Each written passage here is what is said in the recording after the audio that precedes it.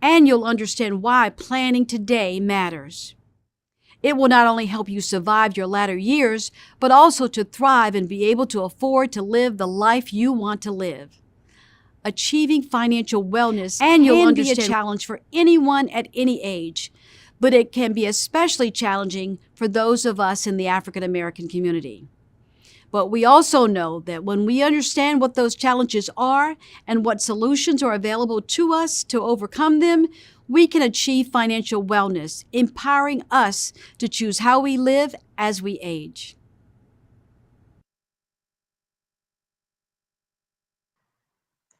It is my pleasure to welcome you today to Are You Ready? Healthy, Wealthy, and Wise, sponsored by the Reston, Virginia chapter of the Links Incorporated. The past 2 years have taught us to expect and be prepared for the unexpected. These 2 years have impacted our lives in ways that we never saw coming. Our goal today is that each of our guests will lead with an understanding of the importance of planning for each stage of their life journeys regarding short and long-term financial planning and stability, as well as health care, beginning with our tweens and teens and young adults. We hope those that do not have a plan today will develop one immediately. And those who do have a plan, we hope that this program will help you to enhance the one that you have. I would be remiss without thanking our Are You Ready chairwoman, Courtney Holman, and her committee that worked to make this program a relevant event for all of you. Thank you so much, President Regina Mills-Hill-Rock, for that wonderful introduction, and welcome to the program, and for your tireless efforts and your continued support of our programming throughout the years, especially over the past 2 years. It is now time to invite each of you to head into those breakout sessions in order to give you a bit of a deeper dive into your areas of interest. Once again, for the best viewing experience, you want to turn on the speaker view in the chat box. It'll be monitored in the breakout session, so feel free to put your comments, your questions in there, and we'll make sure to get all of those answered throughout the morning and the program. Now, the first breakout session, which will be held in this room right here where we are, that's Pivot with a Purpose, the entrepreneurial spirit. The presenters for this breakout are Nick Cover, Sam Wiggins, Sean Wiggins, and Christopher Chambers. Our guests in this breakout room will be listening to personal stories of how they pivoted from mainstream career tracks to find a purpose as they really embarked on the next phase of their chapters. That is going to be a great session. Our next great breakout session is called Keeping It All in the Family. The presenters of this breakout are Ethel Mitchell and Amy Griffin. They'll be discussing personal estate planning and business succession planning. That'll be a great panel as well. Our third breakout is going to be led by Harold Butler and Clarence Goldsboro. They'll be presenting in breakout room 3 with the theme of closing the wealth gap in our communities and our businesses. Important information there. The speakers will be discussing how to support Black businesses and also the power of institutional capital and how that can help transform family businesses. Okay, so now that we've got all that information out of the way, it is time to move into those breakout sessions. Participants in Pivot with a Purpose, remember you will not leave this room. You'll be right here with us. Those who are heading into closing the wealth gap and keeping it all in the family, you should look at the bottom of your screen right now on Zoom. You can click the breakout room, a button there, select your session, and you'll be moved into that session. And then at the conclusion of your session, we'll all meet back here in this room right here for our final panel, which we'll all participate in. Our guests that are joining us through YouTube and Facebook, we thank you for joining us. You'll all be enjoying Pivot with a Purpose today. That is in this room right here. So right now it is time. I won't waste any more of your time. Guests, please proceed with selecting those breakout rooms.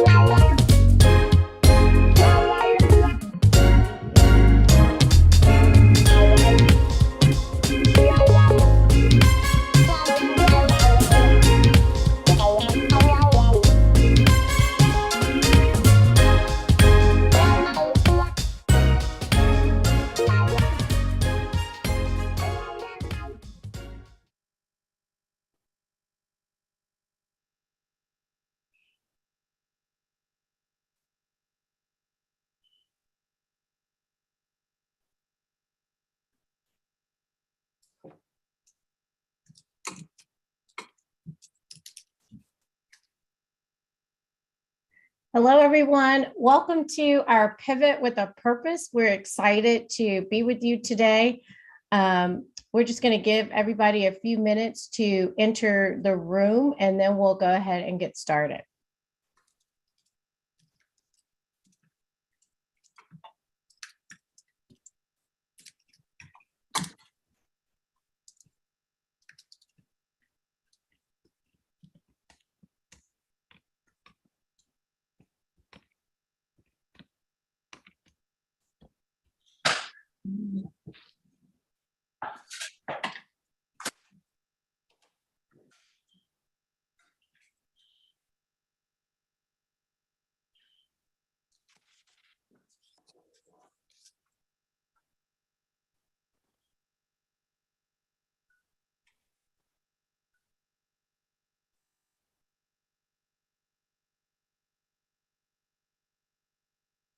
For those of you that are just joining, we're just giving everybody a few more minutes to join the room, and then we'll get started with our breakout session. Oh, okay.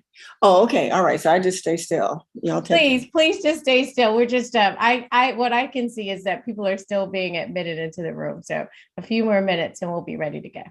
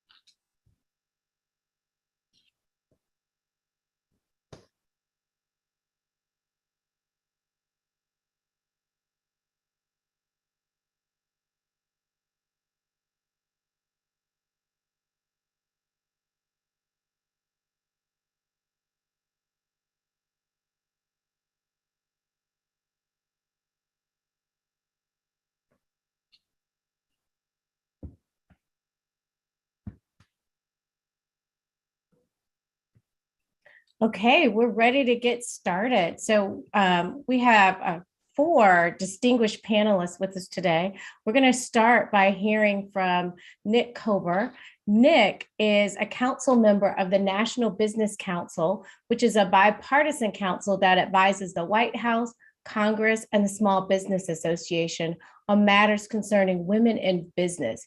She's also the principal managing partner of Kober, Johnson, and Romney, which is an award-winning legal and business consulting firm, and CJR Development, which is a real estate development and advisory firm. And for nearly 2 decades, Nick has been an entrepreneur and an advocate for the small business community. She's an executive coach. She's also a business strategist, and she specializes in developing management, legal, and branding strategies for leaders in the business world. But no matter the platform, Nick is regarded as an expert on business matters and personal success strategy. So let's hear from Nick.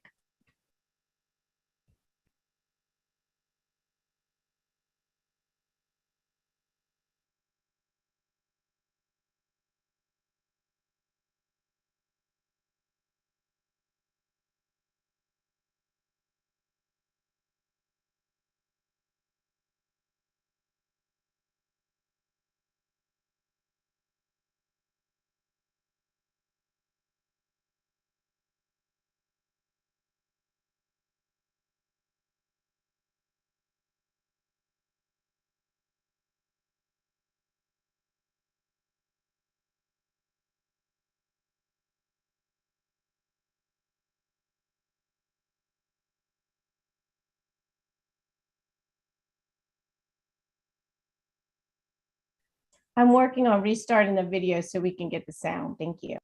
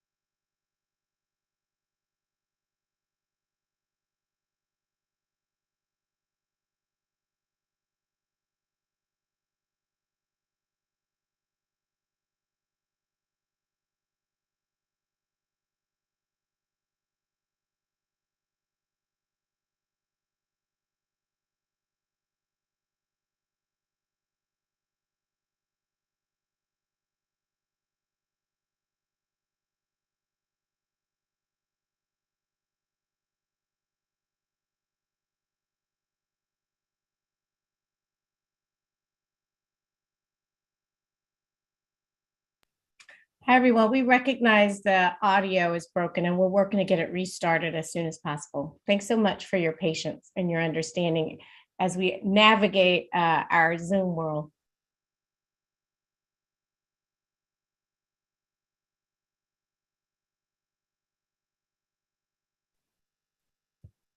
While we're waiting for the audio to get started, I just wanted to let you know, I'm so excited about, really hearing from our entrepreneurs and wanted to just challenge all of us as we're waiting to think about, one, our own personal narratives, what we've learned I'm about. so delighted. This is actually Okay, sounds like the audio is working.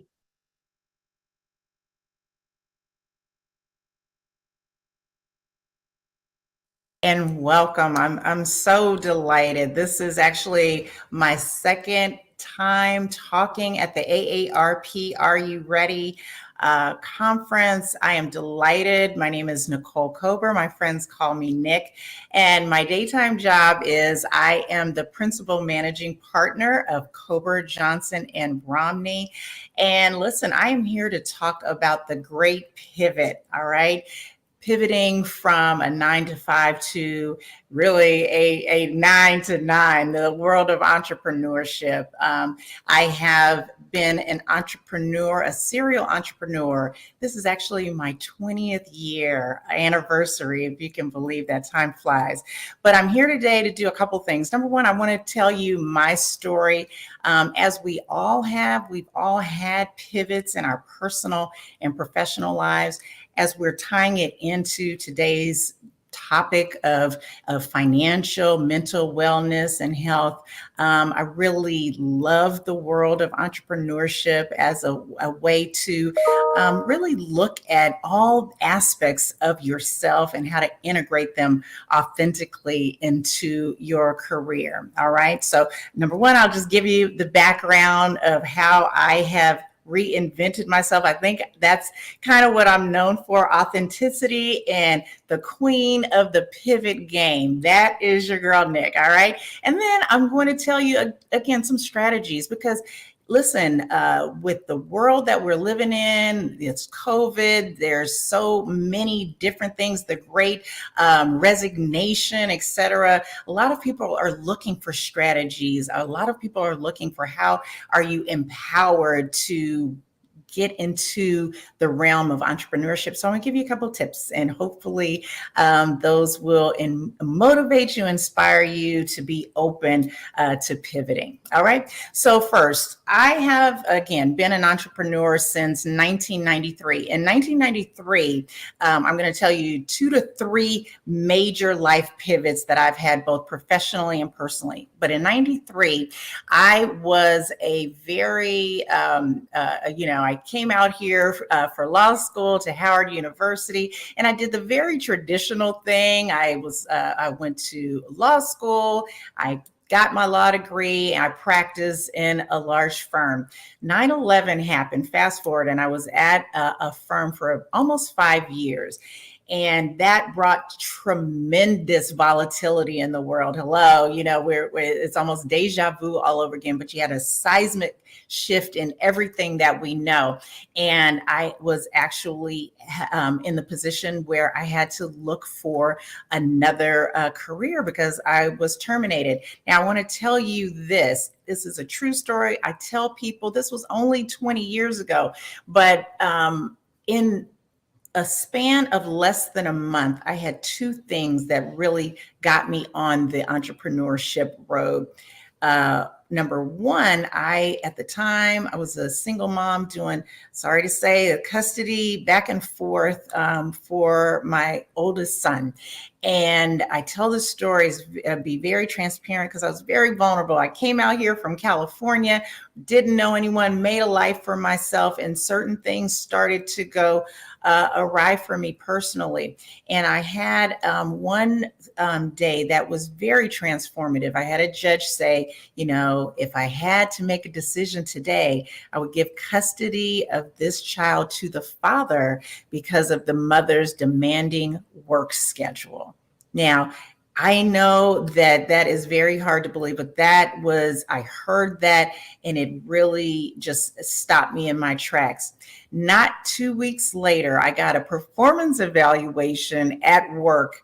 And I was told that I was being let go. They gave me about 6 months to figure my life out professionally, but they let me go because I was not committed to my job. They did not see me as being committed. So could you see yourself between those two bits of information? Number one, on the one hand, I was being told I was not a good mother. And on the other hand, I was told I was not a good employee. The one great thing that came out of that is that I had a decision to make. I really had to figure out, was I going to let other people's narrative define me, or was I going to define myself? And I am so grateful. Number one, I had a wonderfully amazing support system with my parents and friends. And I decided that I wasn't going to go to another law firm and work really, really hard at being mediocre. I wanted to do something that really had all aspects of my passions, my talents, things that I was very strong with. And when I thought about that, I thought about entrepreneurship, and I thought about where was there a need, where was something that an industry that I knew that I could see that there was something I can improve on. And I decided to look into starting a small business, and it was a day spa and hair salon called Soul Day Spa and Salon. And I tell you all, it's probably within that small period of time was one of the proudest moments in my life, because instead of making fear-based decisions, hey, let me go to law school so I have a job, let me go and work at a law firm just so I can, have a financial security, right? I did something that was deep in my soul that I felt strong about, that I loved learning about. I was not a hairstylist by trade. I wasn't an entrepreneur by trade, but it excited me so much to find out what the next step was. And I do coaching for a living now. And I really tell people that are thinking about entrepreneurship, that's the first thing. Passion will catapult you through the ups and downs of entrepreneurship, because to be sure, there are lots of ups and there are lots of downs, but the thing that gets you back up is that there's something about it that you're crazy about, that you just love connecting with. And that was my story. I really enjoyed the process, the strategy of putting my business together. So number one, I looked on the website. Now, let me let you know, this was 20 years ago. The internet as we know it was just being born, but the SBA had an amazing website. Shout out to the SBA. They talked about a program called SCORE. SCORE was a mentorship program. Really, you could go in, they had free office hours, and these ladies and gentlemen, they were retired executives that could really talk to me in depth about, how to do a business plan, what's my narrative, what types of people do I want in my day spa? Where am I going to find the funding? How am I going to operate it, et cetera? So they were an invaluable resource. And again, back to what I was saying about your passion. I balance when I give advice about entrepreneurship, because yes, I believe that passion is absolutely essential, because if you go into it just to make money, or here's another one, hey, I don't want anyone telling me what to do, or I want to be my own boss. That's not going to be enough to sustain you. Number one. Number two, you're in for a pleasant surprise if you think working for yourself means that you're by yourself. Absolutely not. You work for everybody, right? You work for your customers, you work for your team members, you work for your vendors, you work for your city officials that need to help you find grant money and locations, all this stuff. So the small business world is a community. You have to understand that going into it, that you're always going to be tied to people. However, some of the benefits are that you do have a lot more decision making. You have a lot more strategy, vision that you can implement into it. So I absolutely think that when you look at some of the ups and downs of entrepreneurship, you have to take your own entrepreneurial like quiz. Like, do you have this entrepreneurial soul? And out of the factors that you look at to say, hey, would I make a good entrepreneur? One of them is, what are you passionate about? The second one is there a market for the thing that you're passionate about? All right. So for me, let me go back to my first business. I loved getting my hair done. My mama loved getting her hair done. Listen, I really could. I probably have about, 100,000 hours of on-the-job training about entrepreneurship, about hair salon, because I spent literally half of my childhood with my mom in a hair salon for about 4 hours every other week, doing my homework, everything. Me and my brother, this is crazy. But I will say that was the spark to say, looking at this industry, what can I do differently? All right. What were the needs?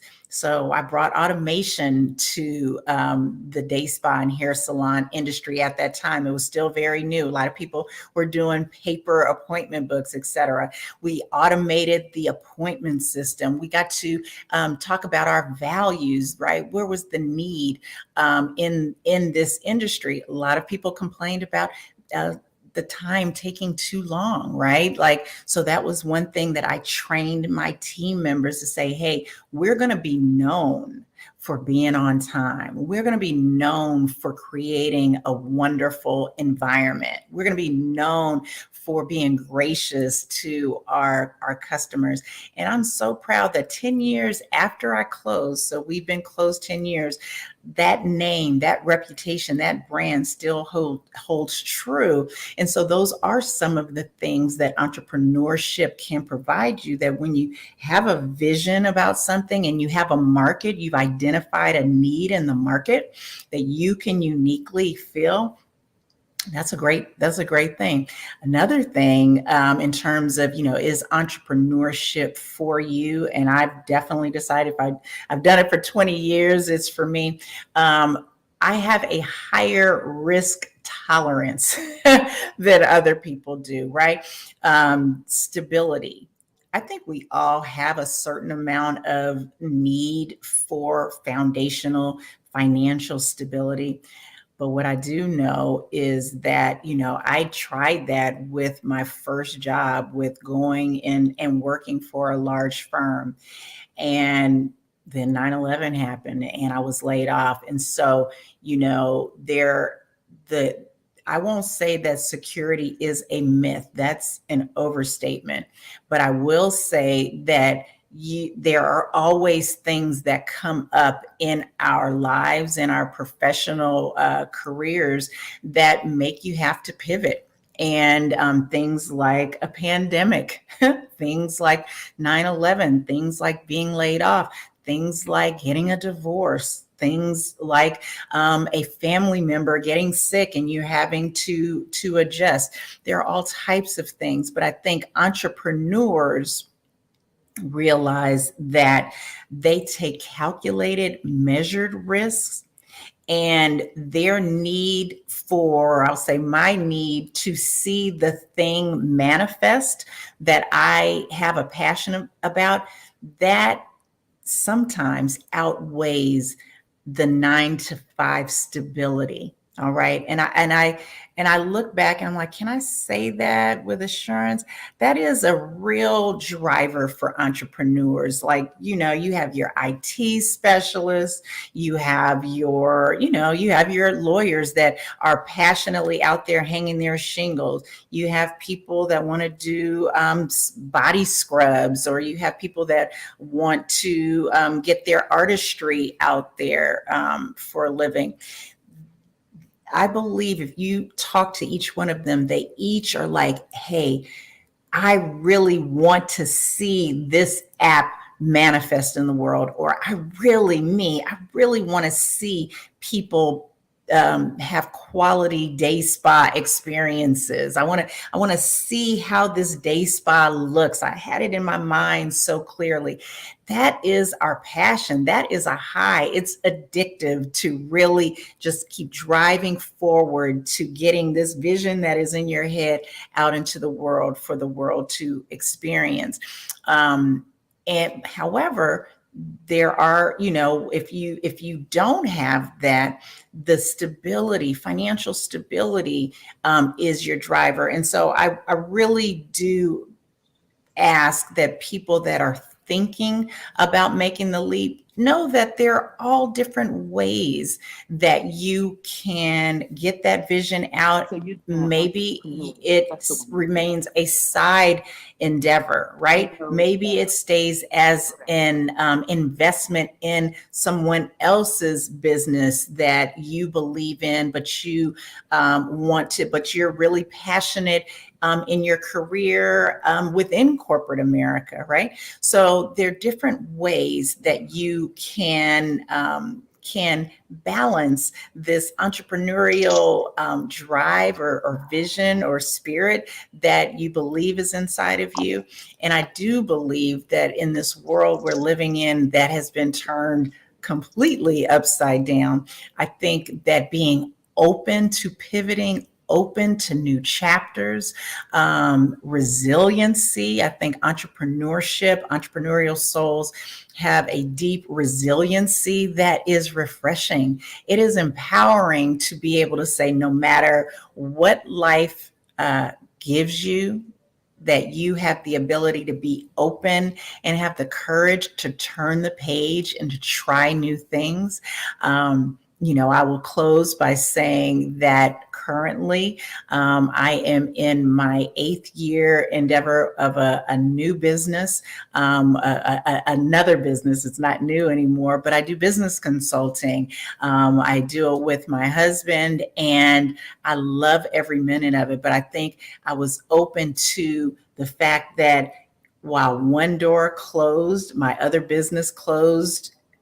I was open and able to say, even though that model closed, what still remains with me? What can I take with me that I can reinvent myself? I love business. I love encouraging people. I love women and small business and Black entrepreneurship.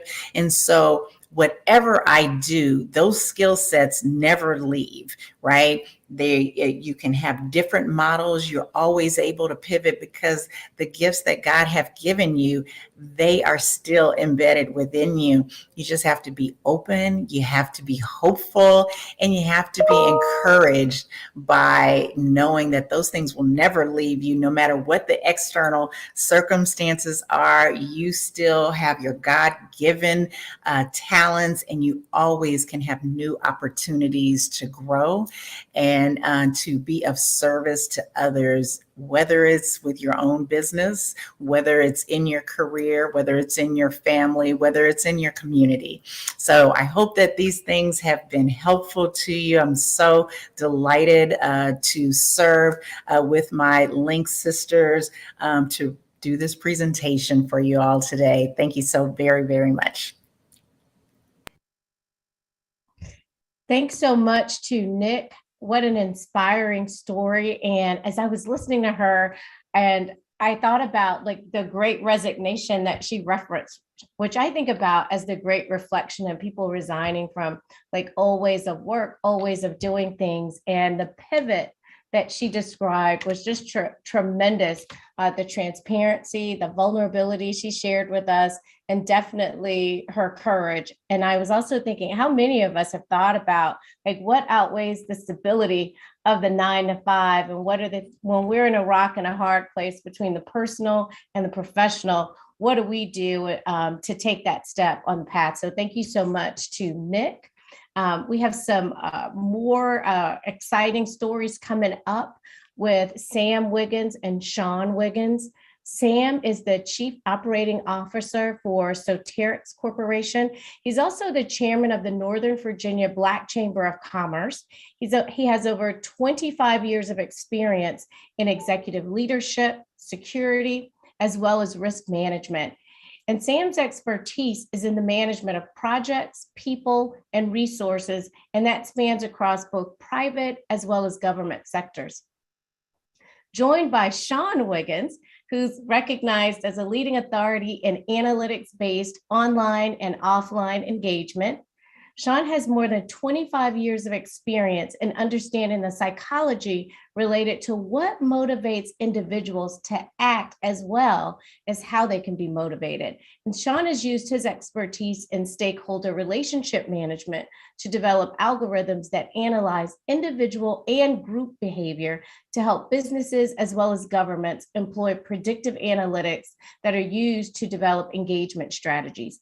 His expertise spans across the public as well as the private sector. So let's hear from Sam and Sean. Hi, my name is Sean Wiggins, and I'm the president and CEO of Soterix. I'd like to introduce you to two people who are working with me, Sam Wiggins. Hello, everyone. And also our general counsel, Christopher Chambers. Hi, how are you? Soterix is a company that's focused on three pillars for companies. That's risk, resilience, and reputation. And what we do basically is we operate with companies to make sure that they stay out of trouble, they're prepared for trouble, and also we help market their goods and services. Today, we're here to talk about pivoting with a purpose. And I'd like to start out between the three of us because I probably did the pivot first, or most recently, let's put it that way. I don't know about that, but we'll give you that. We'll argue that. So I'll go back a little bit. I'll go back a lot, quite a bit, actually. I recall my first job when I came out of college was with the Central Intelligence Agency. And I'll tell you, I used to tell a lot of people, I still do, that that's like hitting a hole-in-one your first time on a golf course. You just can't find anything better than that. It's exciting, it keeps you interested, and it's work that really matters. Now, it matters until it doesn't. And what I mean by that is that I got to a point where there were some internal things that were going on, and this is nothing nefarious. They were just a little bit counter to how I deal with people. And I was at a crossroads where I said, either I'm going to stay here, make this a career, or I'm going to move on and do something else. So I did do a pivot. Now, the only challenge with my pivot then, because I was a little bit younger, I pivoted, but I didn't have a purpose. Still, I landed well. From there, I went to work for some great organizations, the U.S. Department of Defense Office of the Inspector General. I worked for Royal Dutch Shell, held both roles here in the U.S. and also abroad, and I worked for General Electric. So I'll fast forward this quickly.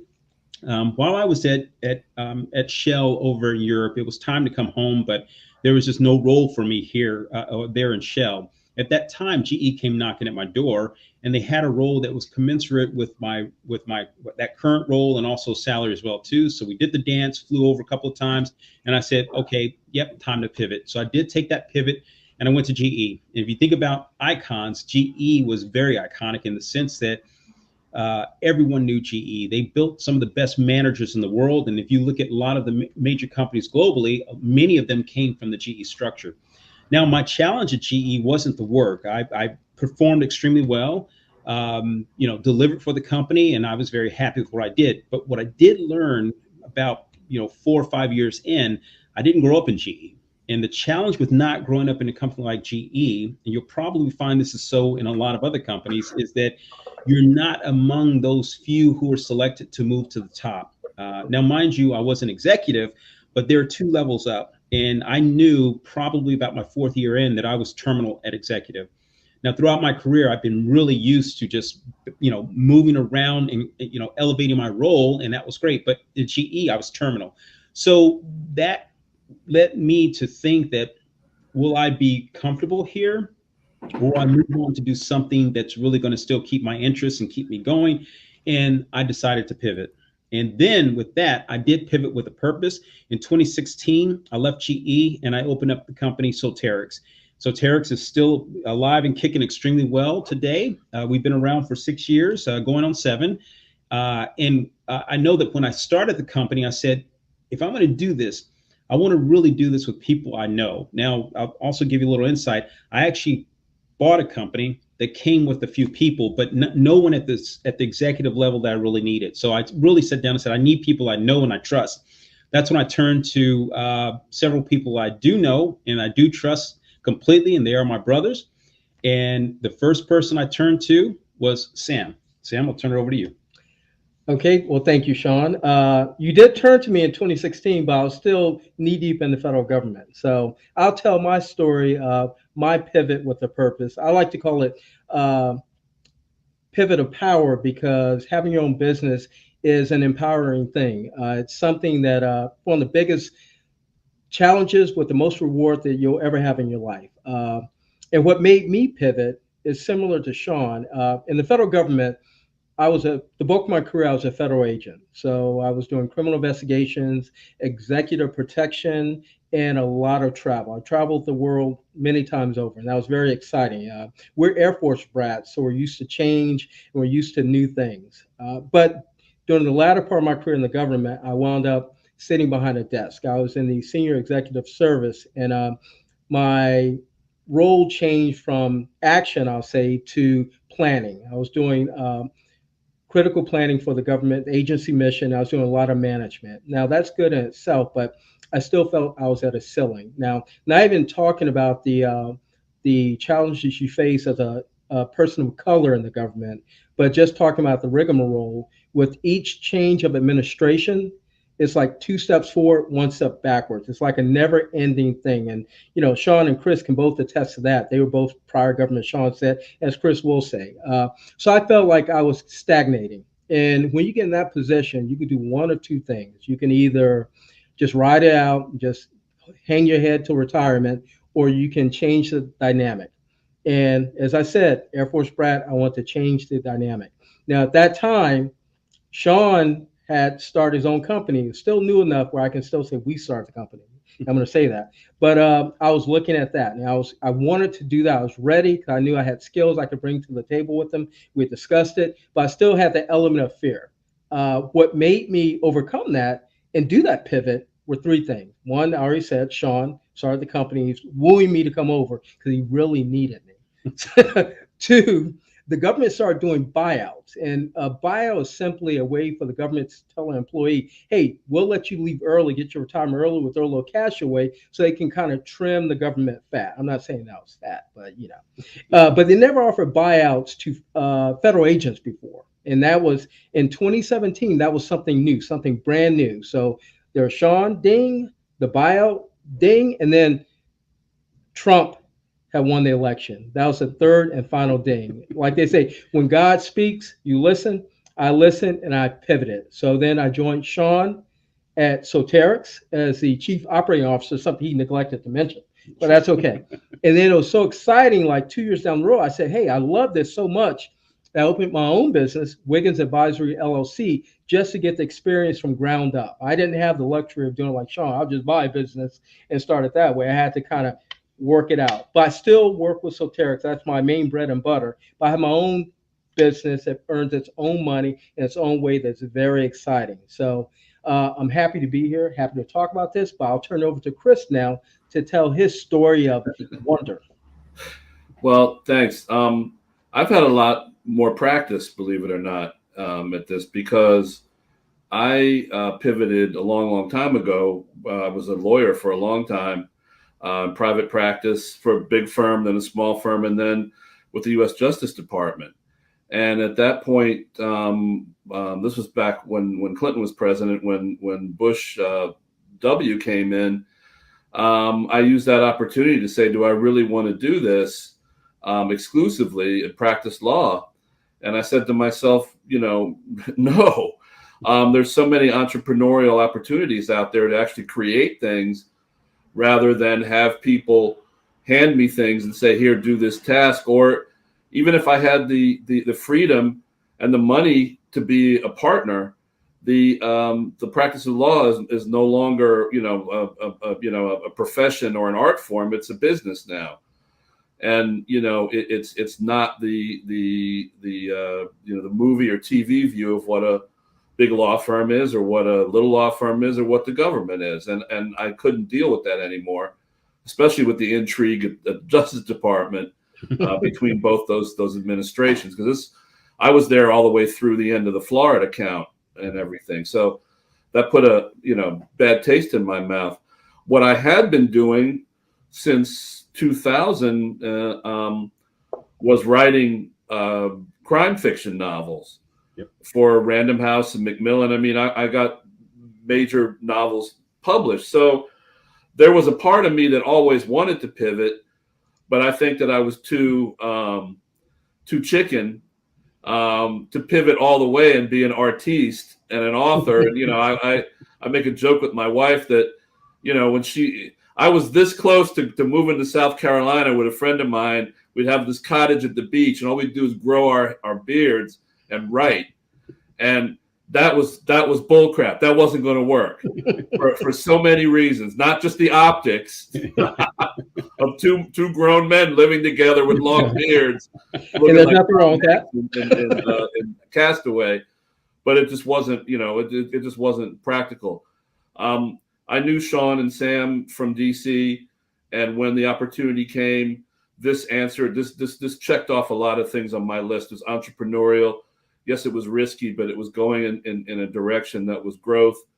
And I wanted to be a part of maintaining that and being part of that. I still have my other things. I'm chairman of the board of the International Conflict Resolution Center, which is a think tank here. I still teach at Georgetown. But Serving Soterics checked all those boxes, that pivot with a purpose. And I always had that, but this is the latest iteration, and it's the first pivot though I took where the purpose was also making money. So that has a lot to do with it. Well, I think in this pivot for us, I can speak for myself, and hopefully I can speak for my colleagues here, is that I've never worked in a place where I'm just so content. The work is good. It's interesting. You've got to chase it down. But I work with really great people, really professional people, extremely competent. And also I work with friends who are actually family, and, both literally and figuratively. But it's a pivot that really made sense. And I think with that, the purpose of us sharing our pivot with you is to say that no matter who you are or where you are, that time for a pivot comes. And whether you're going to pivot to another job internally, externally, or just basically change careers, you have to really measure it out to see what's going to work for you and to take you that much closer to happiness.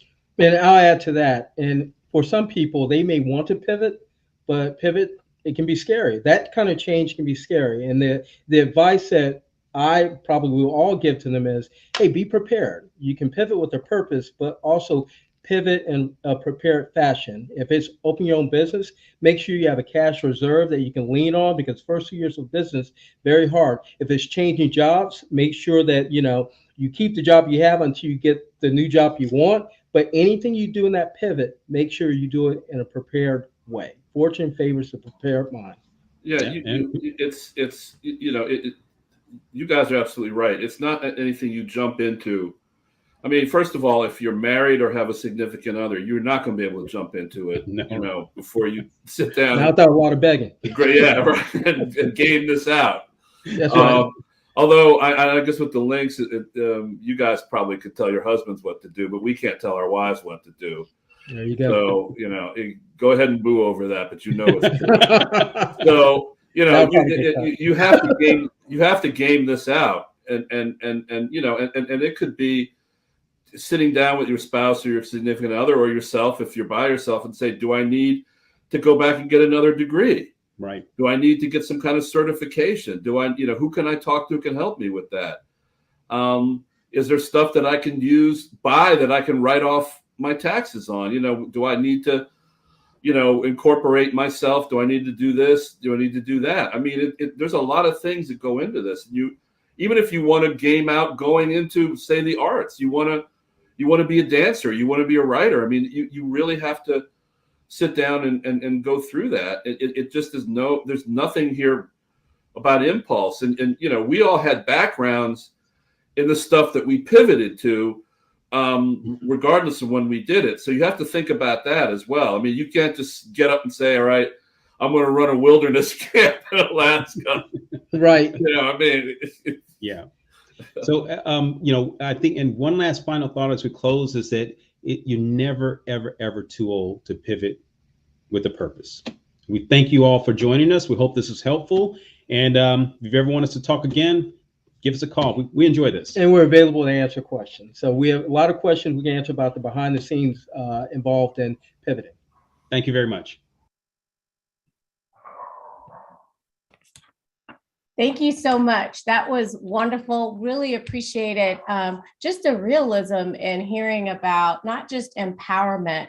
I also heard about the power of family, but also fear and comfort with change. And definitely the counter to like repair is prepare and thinking that out in the forefront. So we've come to an exciting time in our program, which is our Q&A.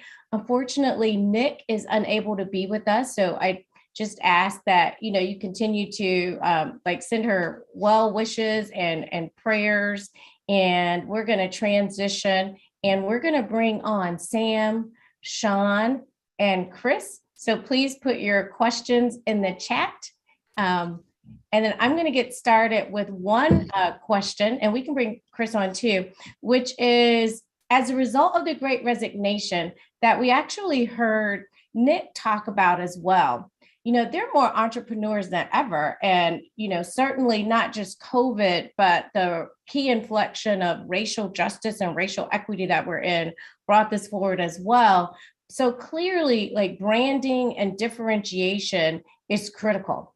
Could you talk about what branding strategies do you employ? And then what's the best platform for your business platform and why? Well, is that for Chris?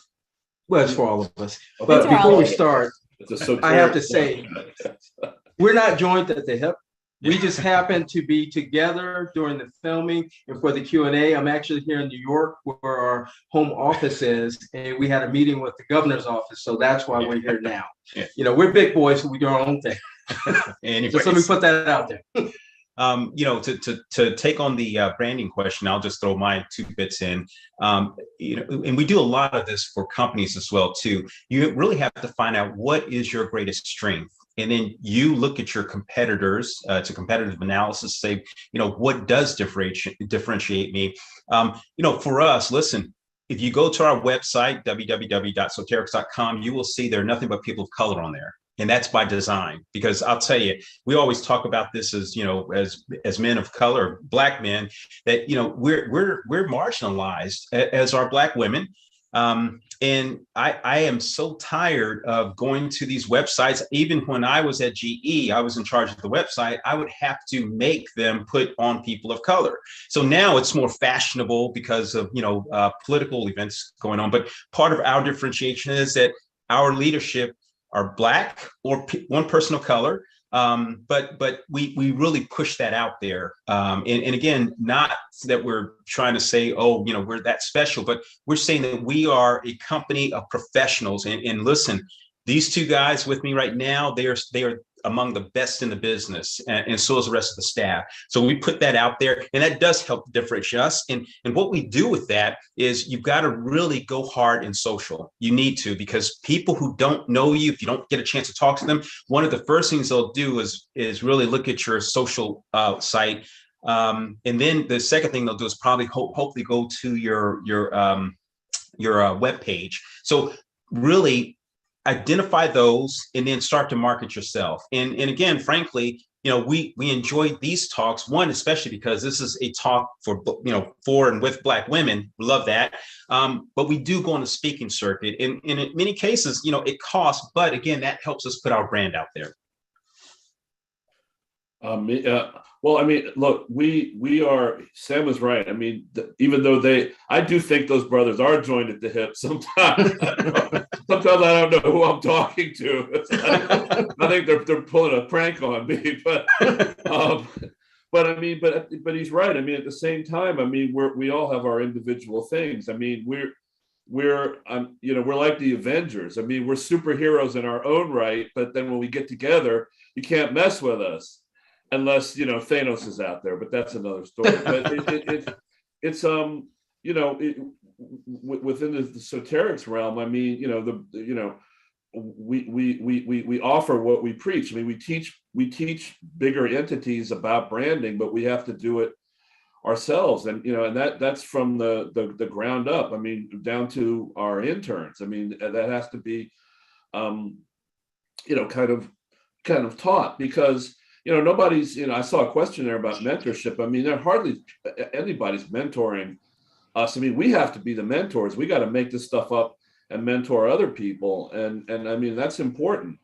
You can't just drag the ladder back over the wall with you when you make it, and there are too many people doing that. And quite frankly, it's in business as well, and in professions. You do have people that feel that they're self-contained operations, and they don't need to mentor people. They don't need to bring along people, or they don't want to be embarrassed. I mean, you might be subpar in their eyes, and I don't want to be embarrassed by, to the white people if you mess up. Well, nobody talks about that with them. They mess up all the time. You just have to basically just be strong, and that's part of your brand, is being strong and mentoring. I mean, that's, we don't have a choice, because if we don't do that, we don't get any business. Me personally, I mean, I have other things, that I do that I have to brand. I mean, when I write novels, I have to brand. I mean, that's the entertainment industry now. It's not, the pipe smoking book publishing industry anymore. It's all part of entertainment. Even what we're doing now with the International Conflict Resolution Center. I mean, we had a hand in stopping this war with Azerbaijan and Armenia, and we were in Donbass, which is Luhansk and Donetsk in Ukraine, and messed that up, obviously, because how many thousands of people are dead now? We didn't, we failed because we couldn't stop this. Now we have to rebrand and go into, how do we de-escalate? If we can't de-escalate, how do we help the refugees? How do we help the people who are displaced internally? How do we keep it again from de-escalating with some of the NATO countries that are on the border, who are chomping at the bit to go in there now? And if they do, and they get attacked by the Russians, guess what happens? World War III. So I mean, we have to, we all have to rebrand and think about that, and we all bring that talent and into Soterix, and it's a survive. I mean, it's one of these things where we have to do this. We have to be good. We can't relax. We don't have the luxury of relaxing and not being good. I mean, I know that sounds terrible, but I mean, it's true. I think Sean and Sam would agree. I mean, they wouldn't have gotten where they are if they just said, I can pull back, or I can do what the white boys are doing. But that's a kiss of death right there. Yep. Thank you. I appreciate all of your responses here. I mean, what you really described, not just the hard work, the grit, failure's not an option, but also what it means to fly a plane, build a plane, and tweak the plane at the same time, depending on the weather conditions, and then definitely lifting as you climb. But just to change a little bit and talk about like wellness and balance, Chris, you're an attorney, you're a best-selling author, a Georgetown professor, and you spent time working at the Department of Justice. That's a lot. Those are a lot of hats to wear. but how do you manage like work-life balance? Like, what's the intention that you set there? It's hard. I mean, because let me just say, part of it is working with these guys, because when you're in your act 3, more or less, you can see the gray in my hair. I'm in act 3 right now. I mean, what takes the edge off of it is working with these guys, because it's hard work, but it doesn't seem like work, because they've created, and you believe in it. It's a little tougher, say, if I were maybe 35 and trying to handle all this and working for them, and having them send me memos or do this, it's got to be due by that. That's probably a little different, but being a part of it, seeing them create it and seeing it grow, that takes the edge off of it. So it doesn't see it's work, but it doesn't seem like work. Likewise, I think it's a maturity thing. I mean, I'm not the same person I was when I was 35 or 25, and I think I can handle this more.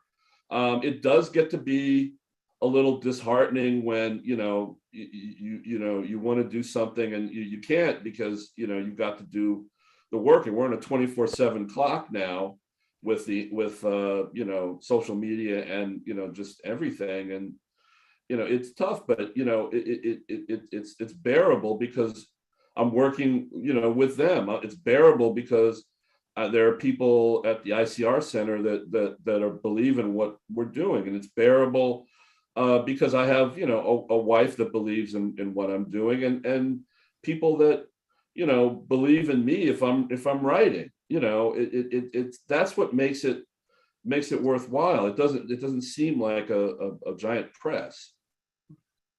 Thank you. It certainly sounds like life integration and how you've been able to integrate that, surround yourself with great people, great support from your wife is key.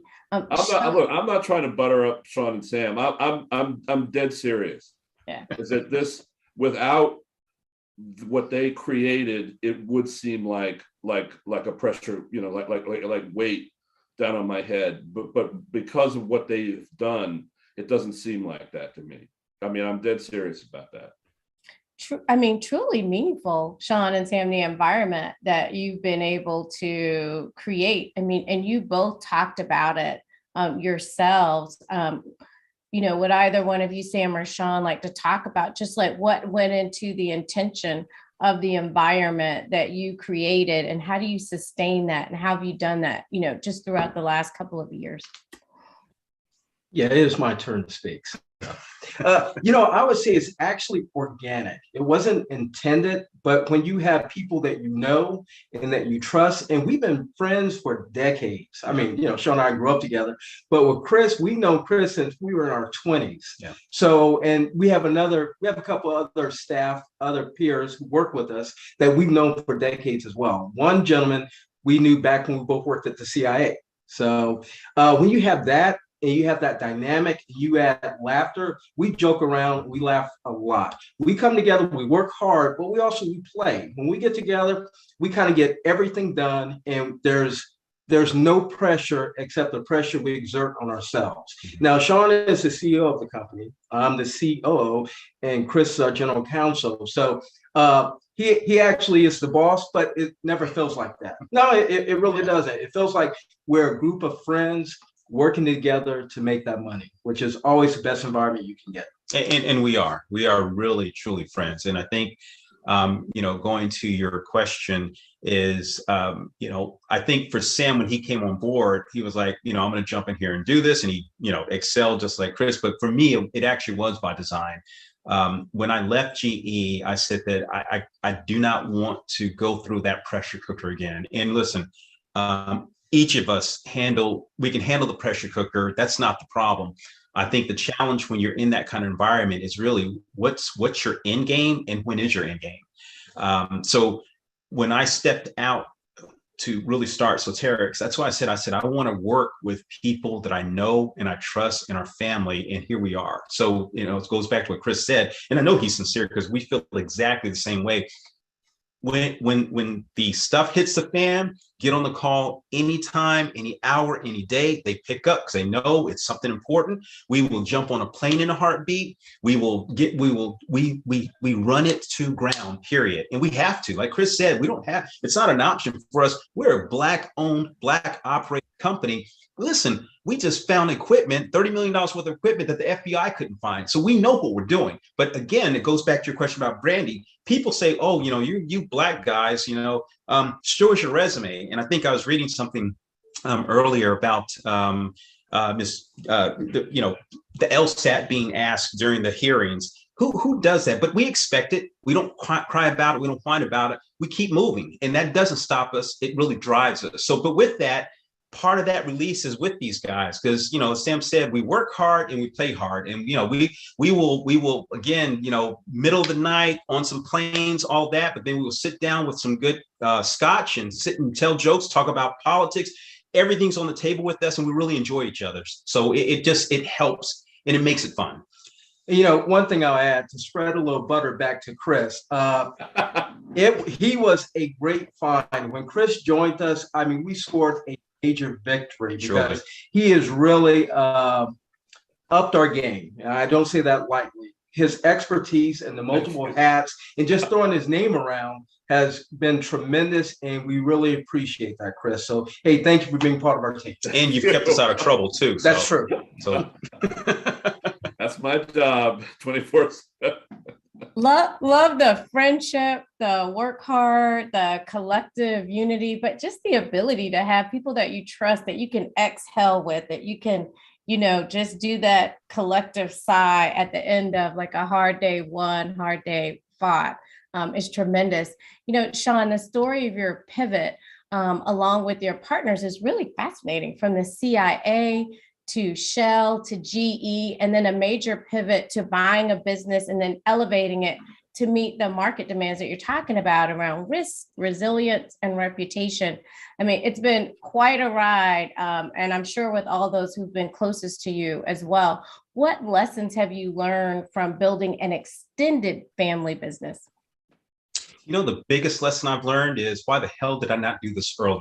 I mean, that honestly, why did I go through all of that pain and heartache? But I think, you know, Sam mentioned in the video, you know what, when God speaks, you listen. There's a time and a place for everything. Basically, there's a season for everything. And perhaps it was the right time, the right place, the right people, and everything just came together.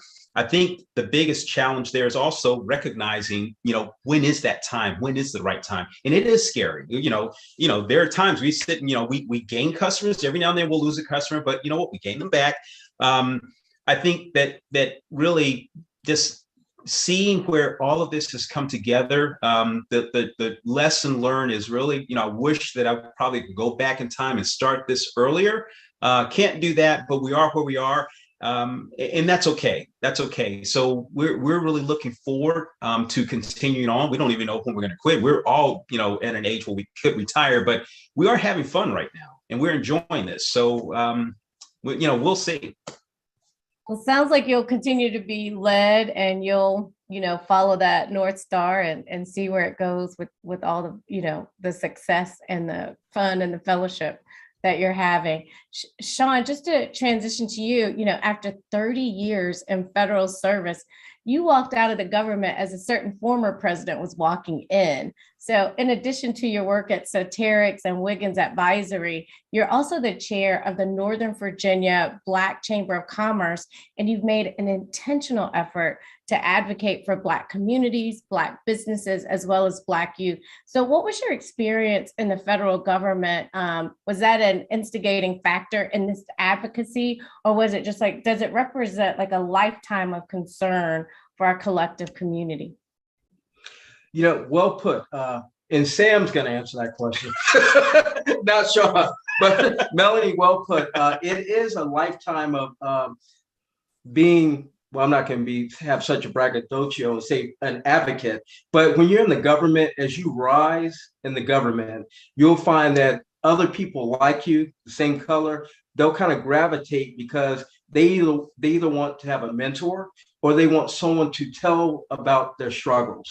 So once I reach a point where GS15, then SCS, I started getting people coming to me, hey, how do I get up to where you're at? Or, hey, this is happening to me, can you help? And you spend a lot of time doing your regular job and also trying to help if you're inclined to. I was inclined to try to help people, you know, do better for themselves and try to change the environment around you for us, for people of color, for Black people. The government is rife with discrimination and with institutional problems. So once I actually left the government, which is, I got a story to tell about that, but we'll wait down the road if we have time. Once I actually left the government, I found that, hey, I still had that longing to help wherever I could.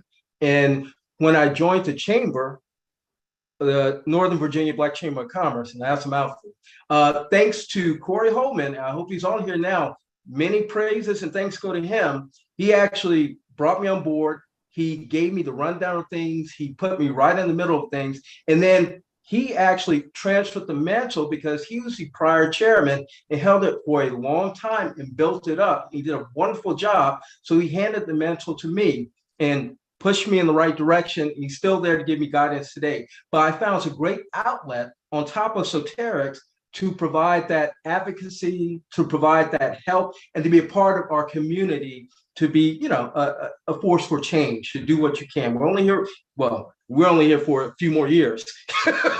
Long enough. So you want to do as much as you can to do your part, especially the way society is today. I mean, it's crumbling. We got to do our part to keep it together. Thank you. I will tell you, not only is Corey here, Corey says that Sam is doing an amazing job as the chairman of the Northern Virginia Black Chamber. Thank you for your leadership. So kudos to you from Corey Holman. Another question from the audience. A lot of people want to be the number one when pivoting. What should someone who wants to pivot look for when joining someone else's team?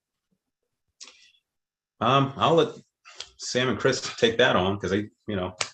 Well, you know, no, Chris, go ahead. Well, I was just saying, I mean, not everybody's going to be as lucky as I was with them. I mean, let's face it.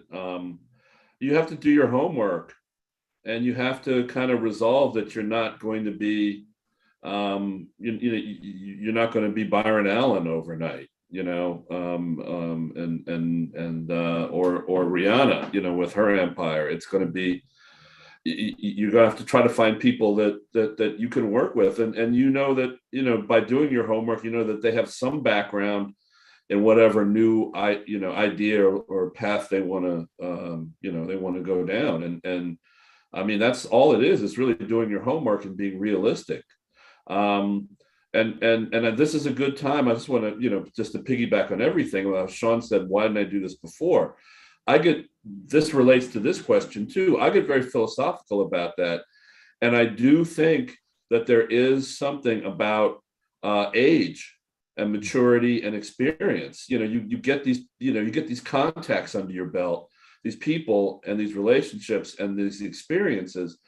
And, and without being, too racial, it probably is easier if you're a 30-year-old white guy to do that, because society is pretty much set up for you to do that. We don't have that.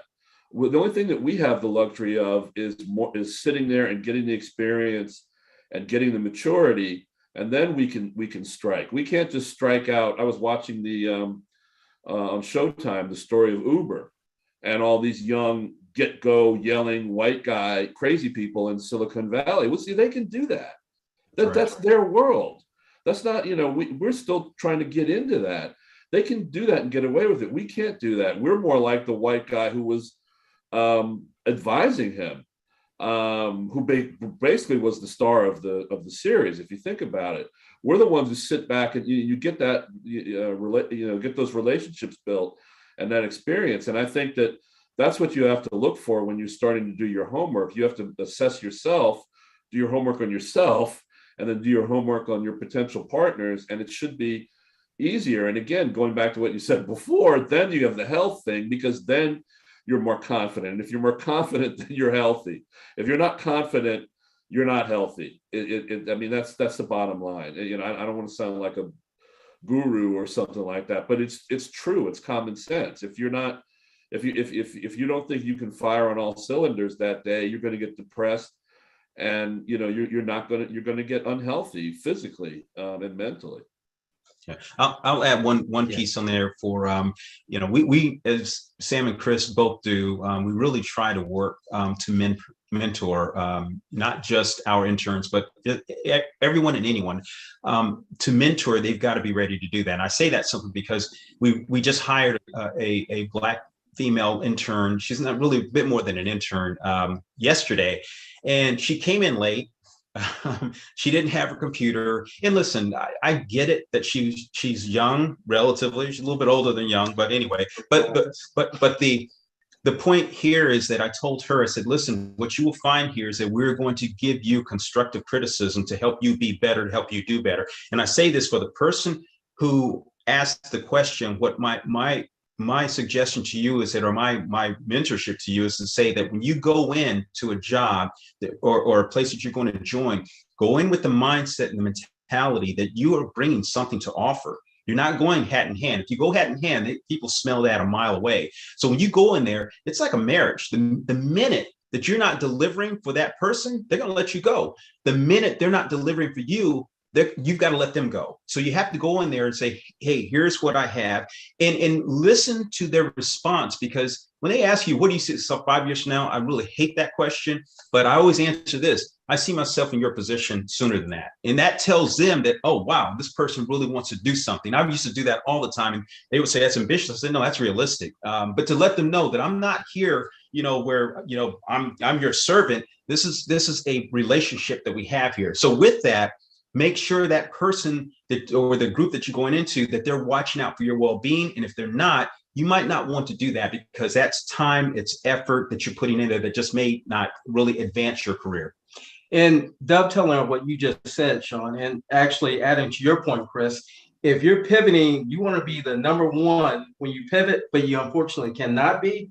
Make sure you pivot to someone or an entity that you have a voice in. You got to have a voice. You can pivot, but if you're living someone else's vision and you can't add to that vision, or it's not a shared vision, you'll find that, wow, I just pivoted from one place to another and the grass is not greener. So make sure you have a voice and make sure that you share the vision when you do that pivot. Thank you. Very, very powerful. We do have one more question in the chat. We have like 2 minutes remaining more. So if you want to get your last minute questions in, please do so. But someone said, failure is the foundation of success. And their question is, what is your one big fail and how did you rebound and how did you make it better? And I think we started to talk about that actually. Well, I'll say for me, I mentioned in the video, when I left the Central Intelligence Agency, I was young as well too. And I said, I can take the world on. I've got a lot of skills, but I didn't really plan that out well, frankly. So that was my one big failure, in the sense that, looking at things holistically, I should have done better. That should have really been the start of my real pivot. But I said, nope. I had actually, worked in a lobbying firm where I was the only one doing the work. I was working with these two old white guys who love to talk baseball while I was hungry. And I said, this was a mistake. Made some decent money, but I was making money for them. So I felt a little bit pimped out, frankly, to be honest. So I said, okay, this has got to stop. Let me go get a regular job, which I did, but I did learn from that. So for me, I say this is that I pivoted without a purpose. And I think that really falls perfectly into what we're talking about. You do this, Chris said it, Sam said it, game this out, make sure you know what you're doing. You've got some skills, you've got the people you're going to pull in on, but have everything ready so that you get in there, you're ready to roll your sleeves up and get her done. Thank you. Appreciate it. Anybody else want to add? Chris, just you look like I've had a lot of little ones. Big ones. Obviously recently with the ICR Center with the war. That weighs on me 24/7. So that is extremely upsetting. But in terms of personally, there's a bunch of things where I should, and it comes down to, should I zig instead of zagged? And I just don't think about it anymore because it was a 50-50 shot and I lost it. And, but you learn from it. You don't let it just beat you down. In our last 30 seconds, how did you know you were officially in the right place for you? I'll let them handle that. So in terms of pivoting, you're in the right place when you're doing something that you actually enjoy, working with people that you actually care about, and making money. For me, that's how I knew I was in the right place. Working with these guys and making money, enjoying what I'm doing, it's exciting. That's all I need. And God. I'll just say quickly, I love these guys. I love being with them. I love working with them. I love what I do. I'm in a good place in life. So that's how I know that I'm in the right place in life right now. And me too. And be sure to buy my books. We'll put them in the chat too. Please buy the book. Head over to Amazon right now and buy the book. Thank you so much, Sean, Sam, Chris. Thank you. very Thank much. you, Melanie. We appreciate You're a moderation. great moderator. I mean, we got to hire you sometime. I'm Or you available. hire us. Well, look for contracts. Absolutely, absolutely. So, and thank you for being such an amazing audience. We're going to take a few minutes break so we can get everybody back to the main room. Thanks again. Enjoy the Thank rest you of all. our program. Take care. Okay, bye-bye.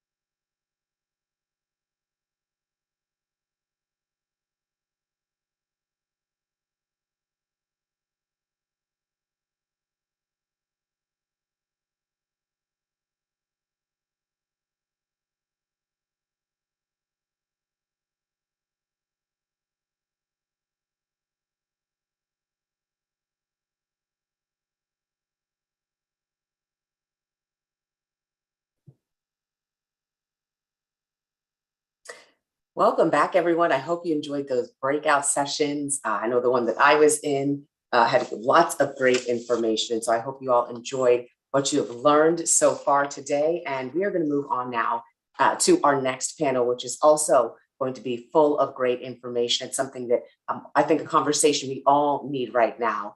And so let's just begin right away. I want to introduce our distinguished panel for our Wellness and Wisdom panel. This morning, we are happy and thrilled to be joined by Dr. Lisa Lowry Lomas. She has worked in the field of psychology for more than 30 years now. She's an expert in human relations and development. Dr. Lowry Lomas has received a BS in psychology and an MA in clinical psychology, focusing on father absence and the effect on self-esteem. And she also has a PhD in general psychology with an emphasis on applied social psychology, the impact of the imposter phenomenon, and self-esteem on development, motivation, and success. Dr. Lowry Lomas's mission is to assist individuals in attaining inner peace and true happiness by identifying barriers and limitations, also recognizing strengths and skills, and implementing personal power to reach personal and professional goals. Also, this morning, we are joined by Dr. Danae Thomas Wendwa. She is professor in the Department of Psychology in the College of Arts and Sciences at Howard University. Dr. Wendwa is the principal investigator in the Health Promotion and Risk Reduction Research Center. And her research, it focuses on biopsychosocial sequelae that influence cardiovascular outcomes in African Americans. Dr. Wendwa teaches graduate courses in individual psychotherapy, health psychology, a seminar in neuropsychology, and in psychoneuroimmunology. Next up, we have Rita Chola, who is the Director of Caregiving with AARP's Public Policy Institute. In partnership with clinicians, community organizations, and other key stakeholders, Rita develops and equips healthcare professionals with the tools and the resources that reflect and address the lived experience and many intersecting issues that impact family caregiver experiences across different settings. And finally, we have Dr. Regina Miltier-Rock, who you heard from at the beginning of our program. Dr. Miltier-Rock has spent 3 decades as an academic pediatrician. She trains other pediatricians, family medicine physicians, surgeons, and medical students who now provide care for children all over the globe. Dr. Miltier-Rock's purpose in life has been to care for and educate those who have been victims of healthcare disparity. During our latest and largest global healthcare emergency, of course, the coronavirus pandemic, she has been using her time to educate the African American population on the virus. And so I want to thank you and welcome you all for being with us. Just a reminder for you, you can feel free to put your questions in the chat box right now, as well as on YouTube and Facebook. We have people who are monitoring all of that. And once we get a little bit into the conversation, I'll start to ask some of the questions that you have. So please make sure you ask questions in the chat box this morning. So, okay, we have everyone here with us. Hello to you. Everyone looks great. So I want to start out with just an overall arching question, right? The connection between our physical health, our mental health. We know how crucial that has been, especially over the past 2 years. I mean, 2 years ago, last week was kind of when everything shut down, and look at where we are, right? How far we've come, how far we still have to go. But I know that each of you is dedicated to well-being and self-care in some form. So to kind of set the table this morning, can you talk about your own personal, maybe aha moment, if you will, during the pandemic that you really used to highlight the need to focus on you, and how did you answer that call to self-care? And so Dr. Lowry Lomas, if we can start with you, because on my screen, you're right next to me, so I'll kind of go down the line. Good morning, and I just want to say thank you to the Reston, Virginia chapter of the Links Incorporated for inviting me to join you today. I'm delighted to be here.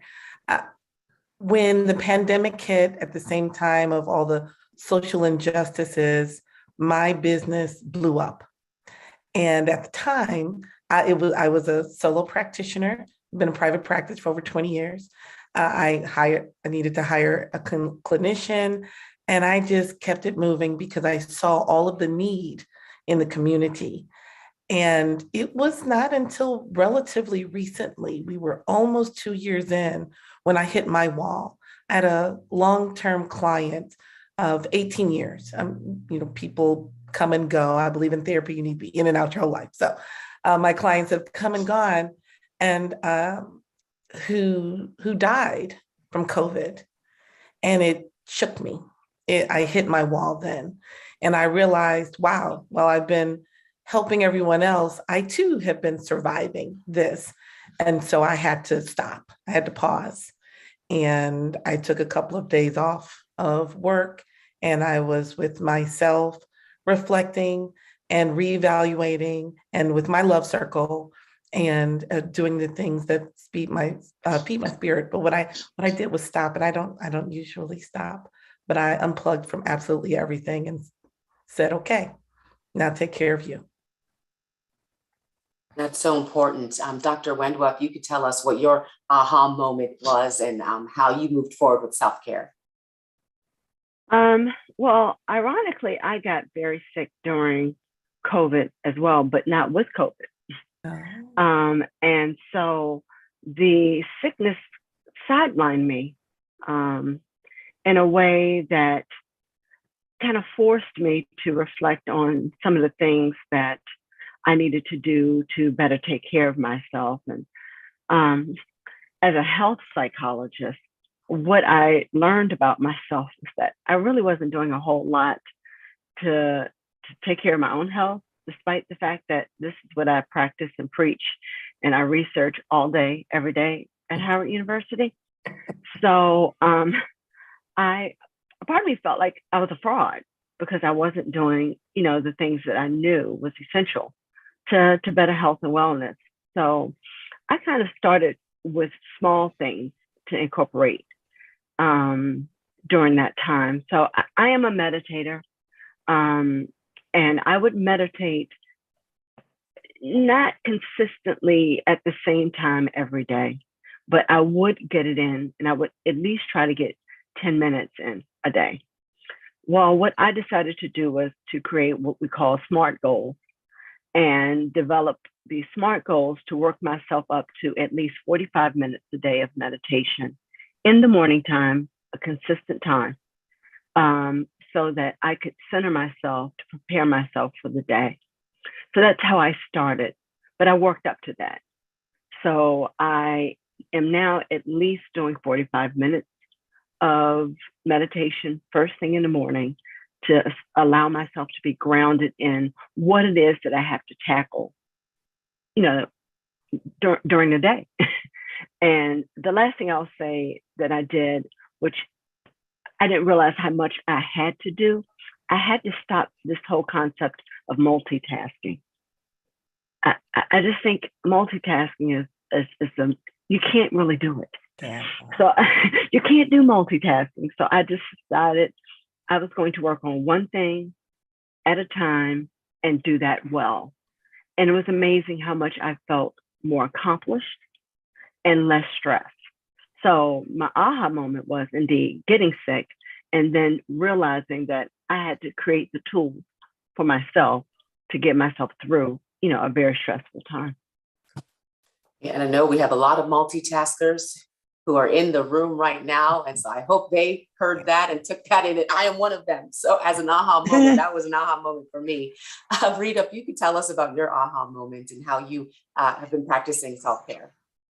Sure. I think my aha moment really, it wasn't a moment. It just kind of spread out over time. I had been a family caregiver for my mother who developed frontotemporal dementia when she was in her late 50s. And so I had been caring for her for 15 years, along with having children and, all of the things that we do related to that, and then working a full-time job. And so when the pandemic hit, I was doing all of that all at the same time while also just managing. I would be in a room working, my young children, where I was doing virtual learning with them. And things had gotten really busy because of the pandemic and because of the needs of other caregivers, and just the relation of my job. My mom passed away in October of 2020. And it really, even in that moment, I didn't give myself time to grieve. And it wasn't until January of 2021 where I actually don't even know what happened, but one day I just could not get out of the bed. And I said, I'd seen it in others, and I would always say, well, just try to get out of bed. I literally could not get out of bed. And I had so many things on my plate. I had children waiting for me to get in there to help them, but I couldn't do it. And so I knew I was forced physically and mentally to take a step back. And for the first time in years, I realized you need to go see a therapist. You tell people all the time, you need to take your own advice. And really that actually began my aha moment, just looking in at myself and saying, you need to stop and you need to process so much of what you've been trying to do, and understand and really get to a place of comfort and understanding for yourself. And the other really big piece for me was sleep. I don't think I slept more than 3 or 4 hours in years.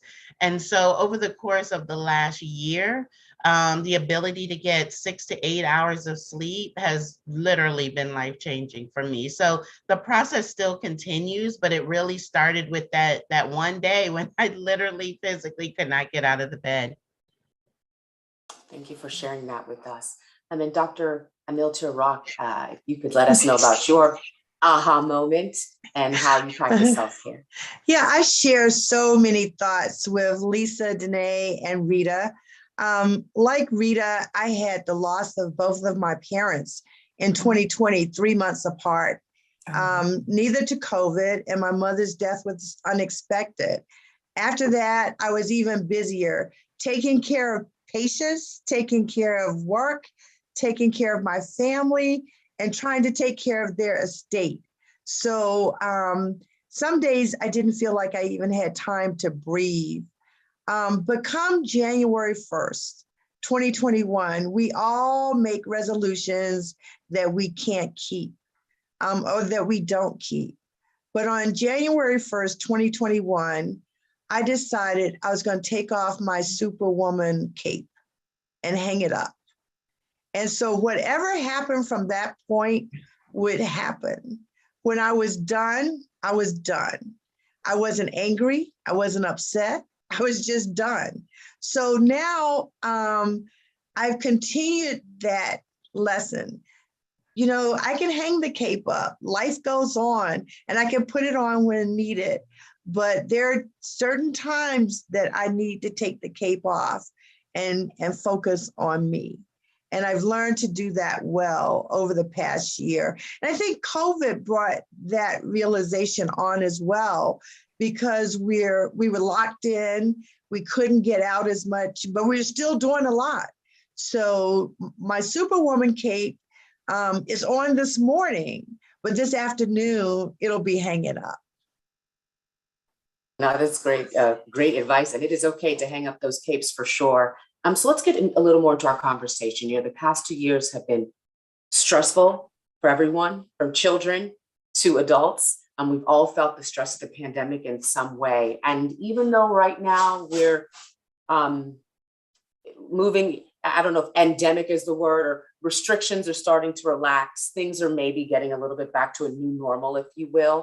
The stress will still be there because of the effects of the past 2 years. And so can you talk about the way stress impacts our well-being and how we can deal with that? Because I know something I struggle with is, what's appropriate to do. You get stressed out about what you should do because we're still living in this pandemic. And on one side, everything is open, and on the other side, things aren't open. And I feel like that even causes stress for me.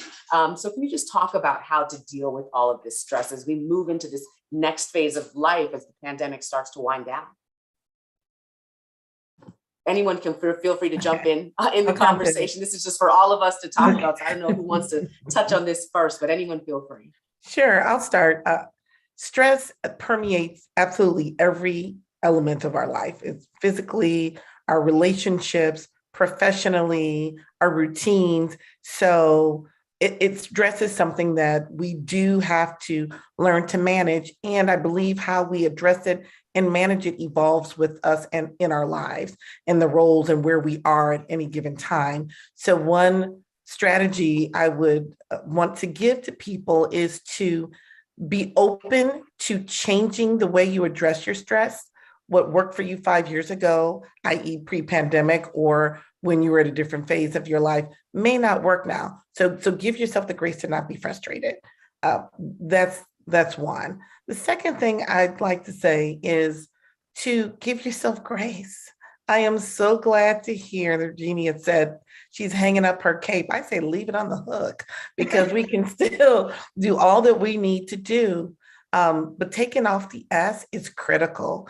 And we could take up our whole time talking about the superwoman syndrome that we allow society to place on us and that we place on ourselves. It dehumanizes us. It means that we're supposed to be greater than human, which is a direct contributor to stress. And so I say leave the cape on the hook and give yourself grace and be human. When I first talked about how I cared for myself, I stopped. And so another strategy I would like to share regarding managing your stress is allow yourself to stop.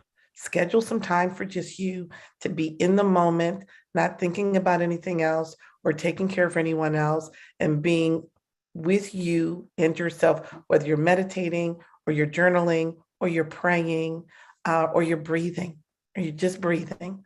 Be with yourself. And now I'll stop talking. Yeah, and I would like to just piggyback on what Lisa said. The fact of the matter is our bodies are not built to truly sustain chronic stress. We are built for acute stress. So the chronicity of the stress that we have endured, since the pandemic really has deleterious health impact. It's had a deleterious impact on our health.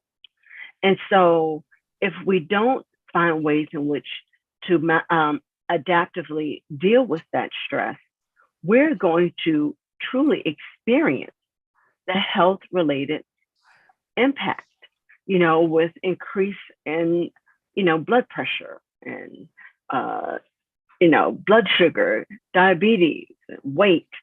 So I really want women in particular to find ways to, again, like Regina said, take off that cape. The cape thing, it doesn't work. It really doesn't.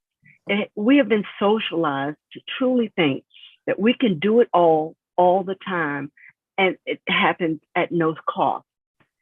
That's not true. It's happening at a cost, and we're seeing it in our health. African-American women, Black women are disproportionately impacted by a multitude of chronic health conditions because we are forever putting on that cape. So take the time out to find a routine that works for you, that is about you. You know, you have to determine that for yourself. You know, it's not going to be prescribed, because what works for one person and in their schedule won't necessarily work for another person in their schedule. But you can find something to allow yourself to sit back, relax, and recharge. And Rita, thank you for sleeping. We got to sleep. Yes. So I'm going to stop there, but I want us to understand that we are not built for chronic stress. Right. We're just not built for it. Just to talk a little bit about the medical side of stress, stress can kill. It can kill you just like any other disease process. When we're stressed, our bodies secrete more cortisol, and cortisol helps protect us from stress and stressful situations. However, when it secretes so much, it negatively impacts us. Our glucose, again, the diabetes, the high blood pressure, and especially women with heart disease. There is a phenomena that's called broken heart syndrome that has greatly risen during the pandemic, and it is Takotsubo, and it can kill. It rarely does, but what it does is the muscles of the heart balloon up like an octopus, and women feel chest pain. They're thinking they're having heart attacks. Their blood pressure shoots up. Usually, if you go to a good medical center, is diagnosed, you're supported, and it resolves over a period of time. But it can kill. It can kill us. The cortisol can make our blood sugars go up so much that we go into diabetic comas.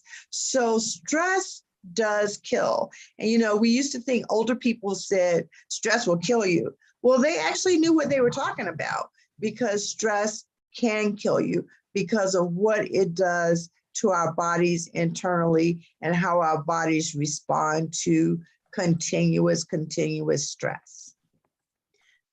And the only thing I'd like to add to that is, you know, as we're talking about putting the cape down, is asking for help. I think it is so difficult for many people, especially Black women, to ask for help. It's not a reflection that you can't do it. It's a reflection of you literally can't do it in that moment. That is not your responsibility to do everything. And I try to have this conversation with caregivers all the time, because so often they take on such the burden, the strains of all the care, and thinking that if they don't do it, it's either not done right, or someone will look at them and think that they're not living up to expectation.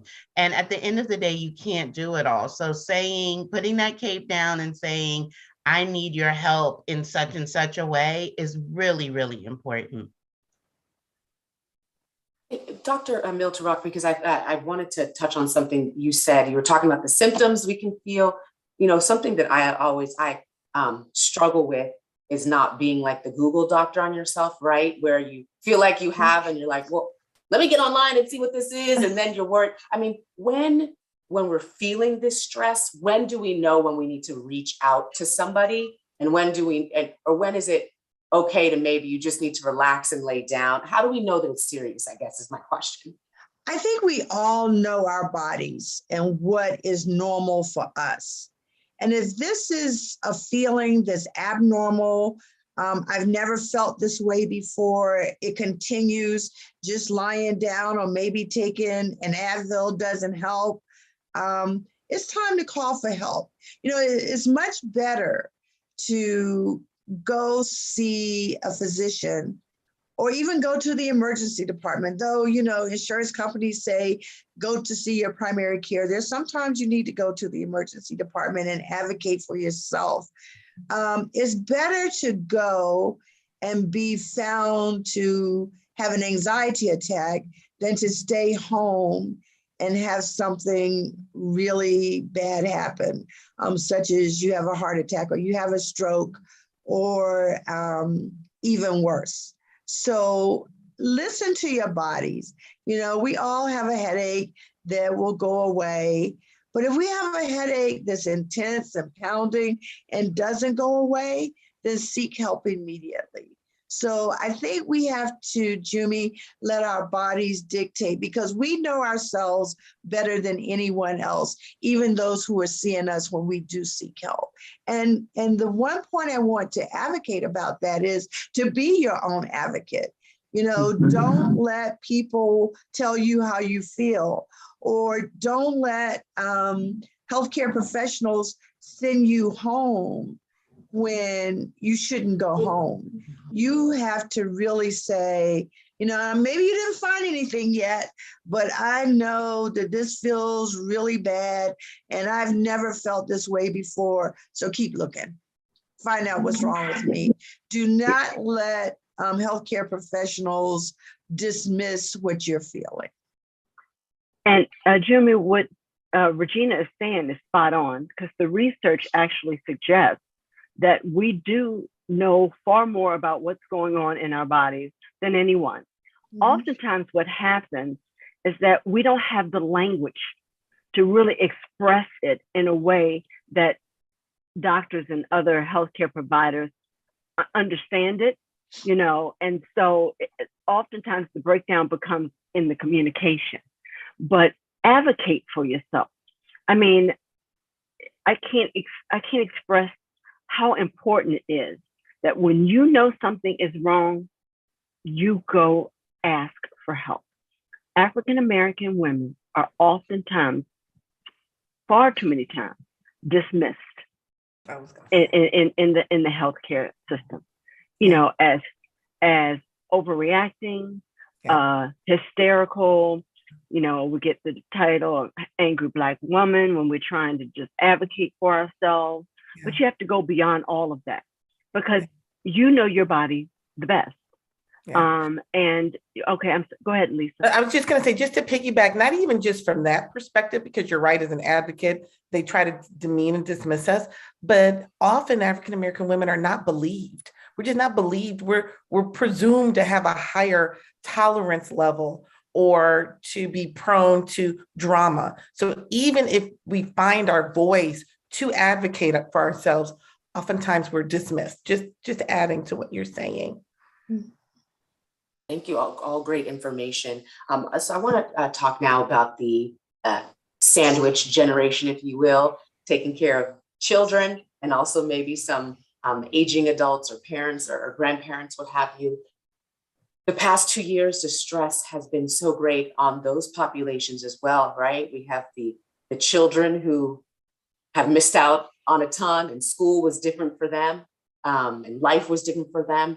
And then our older populations who, being so vulnerable from the pandemic, were isolated, alone by themselves often at times. And that creates stress as well. So for those who are in that sandwich generation, who are taking care of a multi-generational households, what should they be looking for in terms of, you know, the stress and well-being of children, and also maybe older parents, adults, aunts and uncles, grandparents that they may be looking out for as well? And I'll jump in with that, Jumi. Sure. Especially the children, and that's been sort of the forgotten generation during the pandemic. Children have been greatly impacted. We're not just talking about their physical illness, because we know with Delta and Omicron, children were impacted, especially with Omicron and BA1. Many more children were hospitalized because it was more of an upper respiratory tract kind of disease in them, and the pediatric ICU beds across the country were full.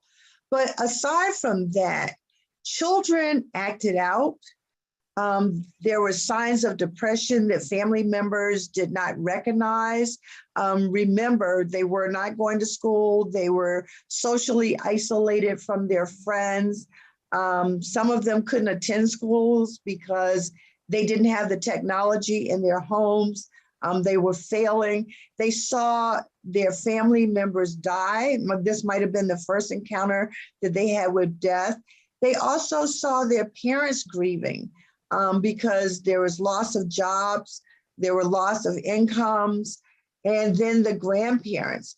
either grandparents that they had to protect within the home in multi-generational homes, or the grandparents that they could no longer see because they had to stay away from them.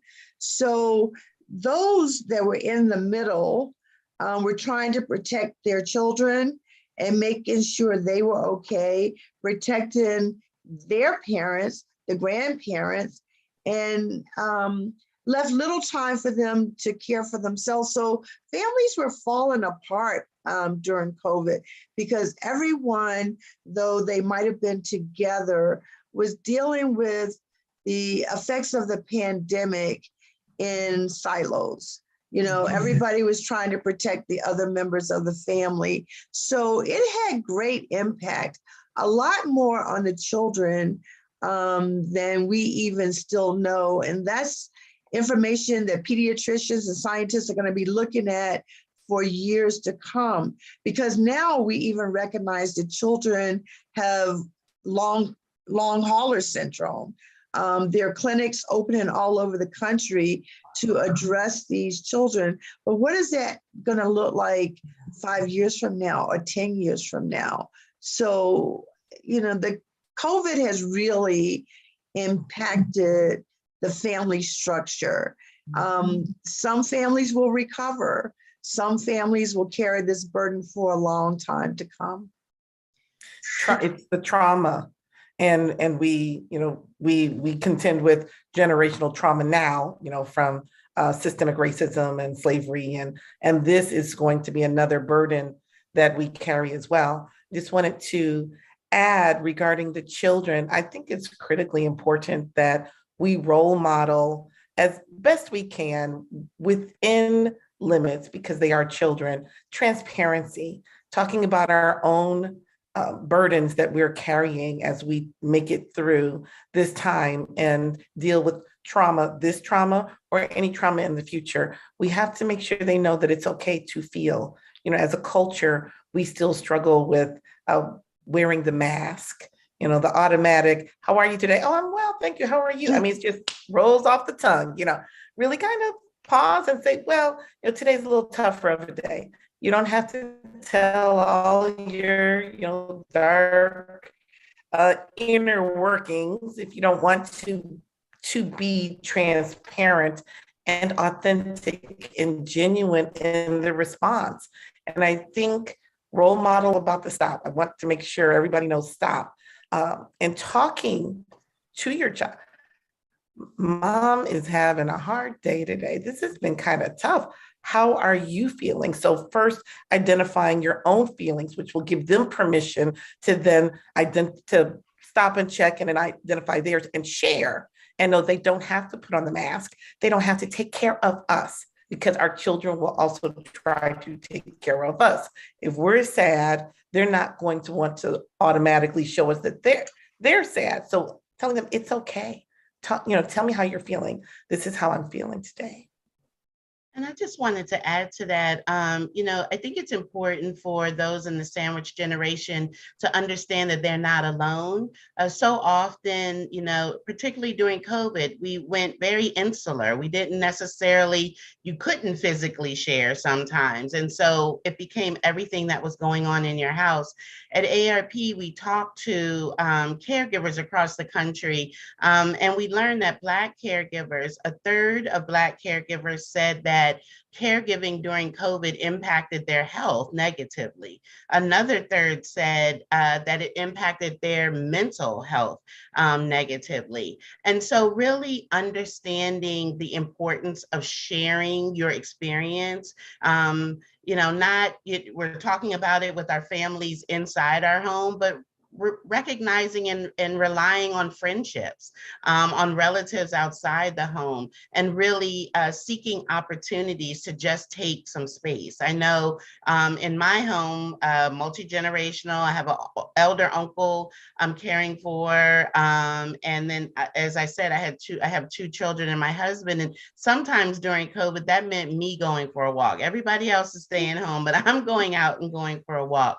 the moms in my circle, we got together and we talked about what was going on in our homes, and really trying to lean in on each other. But again, really recognizing that you're not alone. And my hope out of all of this is that we're normalizing these conversations, that these experiences that we're having, that our children are having, how our elders are impacted, and how we as members of the sandwich generation are impacted. It's not something that we keep a secret, that we're sharing it with each other and healing together.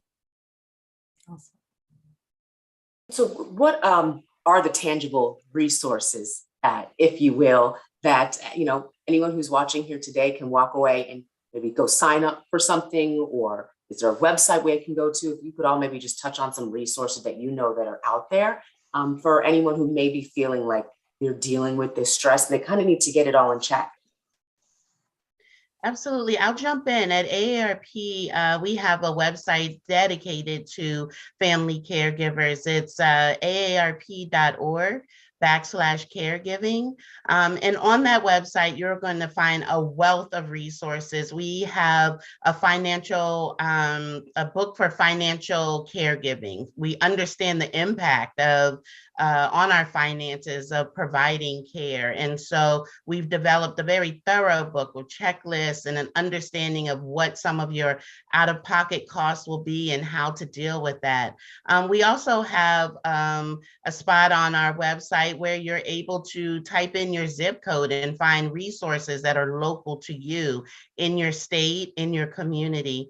We have a prepare to care guide that takes a look at all of caregiving and really walks those caregivers, whether you're new to this or whether you've been doing this for some time. And it also talks about the impact that caregiving can have on you and finding ways in your community and throughout to really have that discussion and better understand your role and receive help.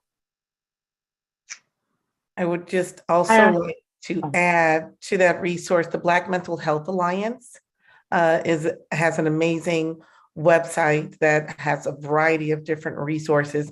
And Taraji P. Henson's organization, Boris Lawrence Henson Foundation, they have wonderful, wonderful resources there as well. And I also put in the chat, Psychology Today. They have great resources, and you can actually find therapists there in all 50 states. Yeah. And you can put in the search engine all the things that you would want, because I am an advocate of getting help for yourself so you can help those around you. Yeah. So, and they actually now have all the things set up so you can find someone who will give you services online. So I really advocate looking there.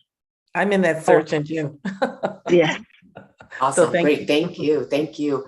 I want to get to some of the questions we're getting, because we are getting some questions in, and I love this one because it's something I struggle with. So someone is asking that they experience during times of stress something called monkey brain. They can't shut off peaceful sleeping. So what are your views on taking sleep aids? Melatonin, Advil PM, ZQuil, I think is one of them. Are these okay to take? If so, for how long? I know, part because I don't get enough sleep and because I wake up early for work, sometimes I need help going to bed. And I almost feel like melatonin doesn't work for me anymore. I don't know. So what are your thoughts? And anyone can feel free to jump in. Rita, I know you said you've been focusing on sleep, so let us know what you do. Before our doctor speaks, I wanted to add a little something. So before you go to the sleep aid, I like to encourage people to try some less intrusive strategies. I mean, medication is purposeful, but especially if you can't shut your brain off, do a brain dump before you go to bed. First of all, start with a nighttime routine, starting there. As a part of the routine, do a brain dump. Write down everything that's going on in your head. It doesn't have to make sense. You don't need punctuation. You're just dumping. And then turning off your electronics 30 minutes before you're going to go to bed. to share your own by yourself, whether it's meditation or guided imageries that you can find. There's adult bedtime stories. These are things that you can listen to as you're trying to doze off that will get you out of your head and help you relax. Okay, doctor. Yeah, I was going to say before she goes to I was going to say the importance of developing a sleep hygiene, a sleep routine that you start well before you actually get into the bedroom. I have a colleague, I'm not a sleep expert, but I have a colleague that always says to me, Danae, that is the one area that you should not work very hard to do. When you start working very hard to go to sleep, it defeats the purpose of sleep. So if you can really design your bedroom to be that place where you go to sleep, then that's a good start. And I've incorporated this with I try not to look at anything that is going to heighten my thought processing. So as much as I love looking at the news, after a certain time, I have to shut it down. I can't look at it anymore because my brain will just go and go and go. So, to try find ways in which to soothe yourself. Drink a cup of chamomile tea, listening to bedtime stories. The Calm app has wonderful bedtime stories for adults and different kinds of sounds. I think that helps before, getting to the point that you're using sleep aids in terms of medication. Just try it. Now I'm going to segue to the doc. Yeah, I really, really don't like the idea of having to use drugs or medications to do something that's so natural. And I know sometimes we need help and we can try them if your healthcare providers recommends, but they're going to be very short term because, as Jumi said, we develop tolerance to everything. I love the ideas that Lisa and Rita and Danae have talked about, just preparing for sleep. That's something that comes natural to all of us, and we just have to change our routines. And I know because I've had to do it. I'm someone who stayed up till 1 o'clock. I've always said I do my best work at night, but then in the morning, I can barely concentrate because I'm so tired. So I have learned what I actually have is one of those little sound devices that my daughter had for her baby, and it's soft music. You can pick wind, you can pick the music, the rushing of the water, and their favorite sounds, and they really do take you to a different place. They help you dump, Lisa, that they help you with that brain dump because you're not thinking about all the things you need to do tomorrow because you're listening to those calming sounds. And it really, really helps. I mean, and you can take it with you wherever you go. If you're traveling, take your little sounds with you, and they help a lot. So before we use the medications, I think we should all try some of the suggestions that have been made here because they're excellent. And then we got about a minute left, so Rita, I'll let you answer before we have to wrap up. But you're our going to bed expert, so let us know what works. Sure. It was something I struggled with, as I said, for so many years. And part of it I realized is I was just trying to get everything done at night to prepare for the morning, and it just wasn't possible. The first thing I did was I moved up my children's bedtime. I said, even if you're not asleep, you got to be in your room. They're 7 and 9 now, so they can go in there without doing anything too crazy. There's no electronics. And then for my own room, I forgot who said, I think Lisa might have said it. I really made it a oasis for myself. It really was about resting. And I do an app. I've used Calm before, but I really like the Exhale app because it's made for and by Black women. And it just really speaks to so many pieces of the experiences that we have. And I also use scents. So I use essential oils. I use lavender at night and eucalyptus in the morning. And I can't tell you how much it really calms my spirit. And I think the final thing, and Lisa did say this, was I journal because there is just so much in my head. And I realized I was trying to work it out, and it was working out in my dreams, and I wasn't getting as much sleep as I needed. And I use my smartwatch. So I have a watch that tracks my sleep. And not only is it tracking my sleep, I can look at it in the morning. And sometimes I may have been in the bed with my eyes closed for 8 hours, but when you look at how much deep sleep you got, I really might not have gotten that. And so really trying to monitor that. And when we talk about self-care, there's so many different types of self-care, but for me in this moment, not to overwhelm myself, it really, really is focused on sleep. And, you know, for those that don't believe it, I have lost some weight because of that in a good way. My skin has cleared up. I have so much more energy. And as my kids say, I'm a much nicer mommy in the morning because I'm very rested. So, you know, your kids will keep you honest. So yes, sleep is important. It sure is. Oh, thank you so much to our panel this morning. Just been great. Dr. Lisa Lally-Lomas, Dr. Danae Wendwa, Rita Chola as well, and Dr. Regina Milter-Rock. Thank you so much. And I know the great conversations going on in the chat right now, so open that up because you're finding all the resources everyone talked about there. And I really hope that everyone enjoyed Healthy, Wealthy, and Wise. In order for the Reston chapter to continue all this important programming, just like this one here today, we ask you to take a quick moment and complete our survey. There's 2 ways to complete the survey this morning. Right now in the chat box, you'll find the link to the survey. Someone's going to place that in there right now.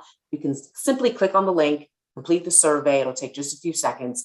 And then the second option, you can take a picture of the QR code you see on your screen right now, open up your phone, the camera app, point it at the QR code. A link will pop up for you to be able to complete the survey that way. So we'll take a few minutes just right now. We will all complete the survey and before we wrap up this morning.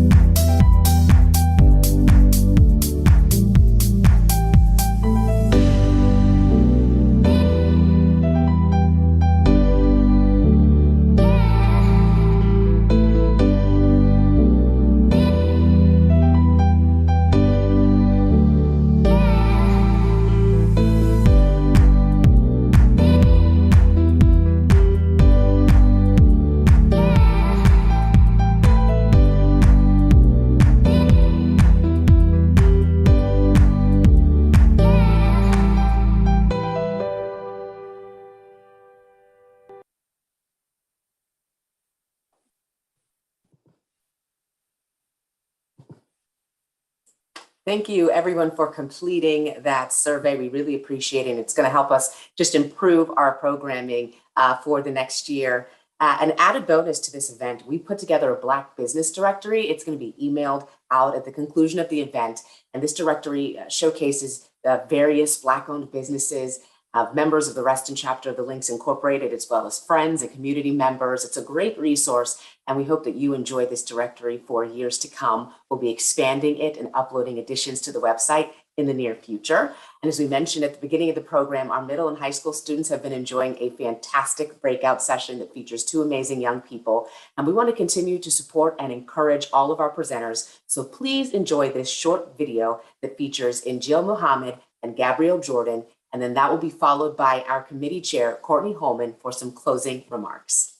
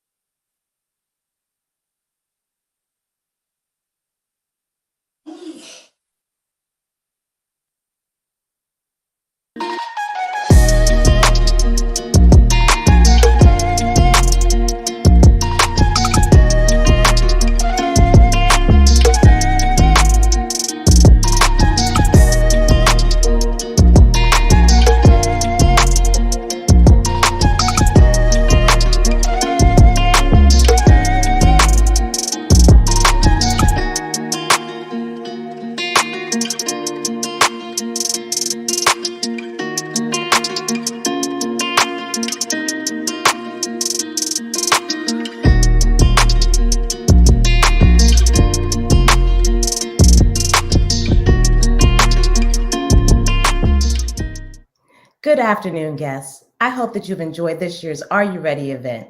I hope that the sessions were informative. I want to once again thank AARP for their support and partnership this year. I also want to thank our amazing presenters for selflessly giving their time to make this event a success. Last but not least, I would like to thank the Are You Ready committee, who worked tirelessly on this project. Let's give a round of applause to the committee.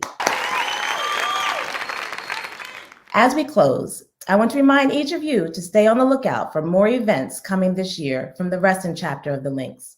The next event will be the Youth Explosion Showcase, celebrating our legends from the arts facet on April the 24th.